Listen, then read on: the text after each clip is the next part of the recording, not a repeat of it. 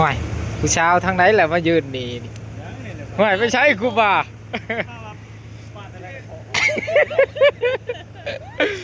มือนี่ออกมาช่องรอบแล้วมือนี่ว่าต้องรอบแล้วแมน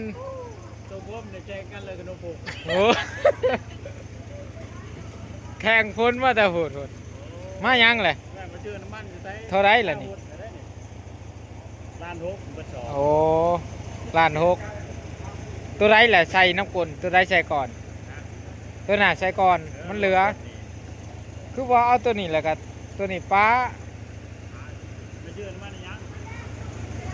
ลงโค้งก่อนไปซื้อน้ำมันเครื่องไปหาเมียน้อยนาดนอกจียอดเข่าแล้ววะว่ายเว้นว่าพ้นมันตกว่ายบ่คืนว่าป่าคืนจะได้มันแล้วเวียงแล้วงานเป็นสตี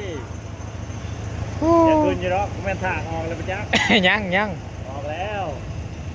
โมฆะได้กันถากออกนี่ว่าสิคืนก็ถากคืนพร้อมกันนั้นเรียกตัวนี้สัก3 มือโอ้เอาแก๊สชาวบ้านยิ้มในที่ผู้สาว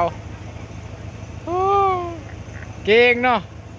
โทรไปย่ามใดนี่มีแต่ว่าอยู่แต่บ่อนตัวว่ายังมีเวียกมีงานไปครับมีแต่ตัวไอ้แล้วเนาะฝนตกเด้อดีไปทางไหนจ้ะเอาทางไหนจ้ะ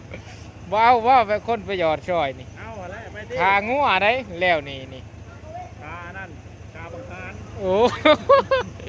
เอาไปบ่เด็ดจีนเด็ดเดียวไปโชคดีเอานี่มากับพอดีพอผ่านกับปูเพิ่นชวนนายผ่านกับผู้และสิลงคงคือกัน